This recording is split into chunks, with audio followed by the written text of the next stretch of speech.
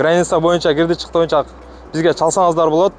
Самый главный бизде опытный водительдер, жолго границага жооп беребиз, ФМСине чейин. Кандай любой проблема болсо өзү чечебиз, жолго документтер жасайбыз.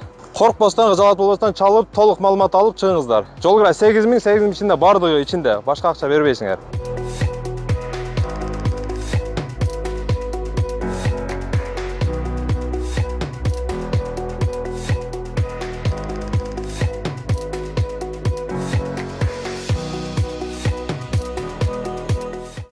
Assalamu alaikum, hurmatly Desin TV YouTube kanalının görermandары. Geçe 26 Mart'ta Bişkek şehrinin 1 May rayonduk sotu Adakan Timsambayevich Madumarov'un üstünden kozgolgan kılmış işi boyunca çesim çıkarıp büt jarayan boldu. Oşol nerseler boyunca biz baştapkı işlerinde resmi jaktooçu bolup koşulgan keyin densoluguna байланыштуу жактоочу болбой калды.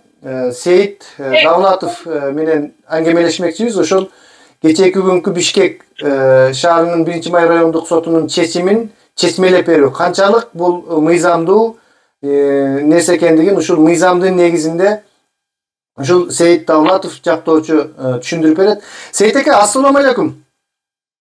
Алейкум ассалам. Сейит эке, мынау эме geçeki günkü sottu emsilerde gördüңүздөр да, өзүңүз юристсиз, катышып жүргөнсүз. Biz bir топ чечмелегендерин көрдүк.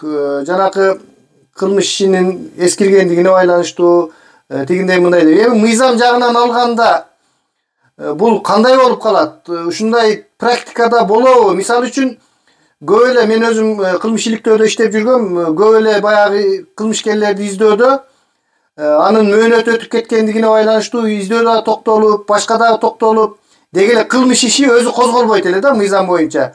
Бул жерде кандайча ушул нерсе срок давности болуп өтсө да 15 жылдан козголду. Деги эле козголушу мүмкүн беле? Ушул мыйзамдын негизинде көрүүчүлөргө түшүндүрүп берсеңиз, кечээки окуя боюнча ушул Адахан Timsambayevich Madumarovдун соттук чечими боюнча. Макул, жакшы болот. Кече өзүңөр билгендей, өзүңөр көргөндөй 26 март күнү Адахан Timsambayevich Madumarovдун кылмыш боюнча соттук кароо аягына чейин чыгып, соттук териштирүү бүтүп, ага айыптоо өкүмү чыкты. Айыптоо өкүмү ага 2 берене боюнча айыгылган да. Биринчи мамлекеттик чыккынчылык, 209 алдамчылык беренеси боюнча. Берене боюнча тең күнөөлүү деп таап, бирок кылмыш жоопкерчилигине тартуу мөөнөтүн эскирүү мөөнөтү өтүп кеткендигине байланыштуу жаза чектебей күнөөлүү деп таап, бирок кылмыш жоопкерчилигинен бошотуу каралган да. Ушундай талап менен прокурор сот катышып аткан мамлекеттик айыптоочу прокурор дагы күнөөлүү деп таап, бирок мөөнөт өтүп кеткенине байланыштуу жаза чектебөөнү суранган да. 2 берене боюнча тең. Ошондо кечеги өкүмдө сот тарабынан айыптуу деп табылып, 2 берене боюнча тең. Хотя бул беренелер боюнча иштин материалындагы топтолгон далилдердин жыйынтыгы менен, чакырылган күбөлөрдүн көрсөтүүлөрүнүн жыйынтыгы менен ага узулган айыптар боюнча күнөөсү далилденген жок. Наоборот, анын күнөөлүү эмес экендиги далилденип атат да. Мындай учурда бул актуу өкүм чыгыш керек болчу, бирок тилекке каршы андай болгон жок. Бул жерде эң